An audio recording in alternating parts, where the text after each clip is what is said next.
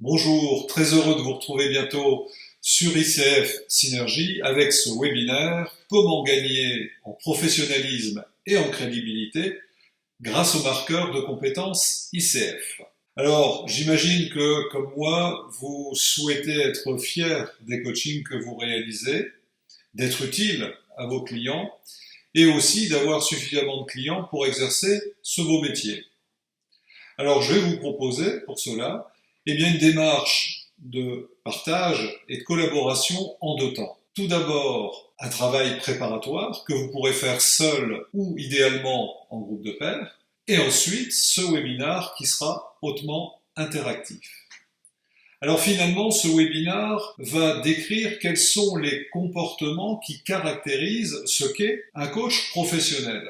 Et en finalité, le souhait que j'ai à l'issue de ce webinaire, c'est que vous repartiez avec des actions concrètes qui vous permettront d'atteindre les objectifs dont je vous ai parlé, à savoir être fier des coachings que vous réalisez, d'être utile à vos clients et d'avoir tous ces clients qui vous permettront d'exercer ce merveilleux métier. Alors pour cela, ce que je vous propose maintenant, c'est d'envisager ce qu'est le parcours de la relation du client avec, de mon point de vue, trois moments clés.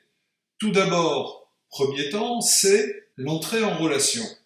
Ça n'est pas encore formel, mais un échange, un questionnement commence à se faire autour d'un challenge ou d'une problématique. Dans un second temps, le client potentiel a pris conscience que vous pouviez l'accompagner et dans ce cas-là, il accepte d'aller plus loin et de faire avec vous ce que nous appelons une analyse de la demande pour savoir ce qu'il désire réellement et d'aboutir à un contrat de coaching. Ça, c'est la deuxième étape. Et enfin, troisième étape, une fois que le client a signé ce contrat, l'accompagnement se déroule de la première séance jusqu'à la dernière que nous appelons aussi le bouclage.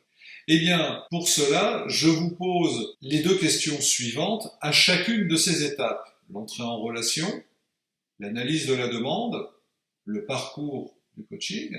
Que faites-vous actuellement très concrètement dans vos pratiques de coach? Et deuxième question pour chacune de ces trois étapes, c'est que pourriez-vous faire différemment, que pourriez-vous faire pour améliorer chacune de ces trois étapes? Si vous le souhaitez, vous pourrez les partager dans les commentaires en dessous de cette vidéo. Et en tout cas, je serai heureux de vous retrouver pour ce prochain webinaire où vous pourrez vous servir de ce travail préparatoire pour répondre aux nombreuses questions et sondages que je ne manquerai pas de vous poser. En tout cas, portez-vous bien d'ici là et ravi de vous retrouver bientôt.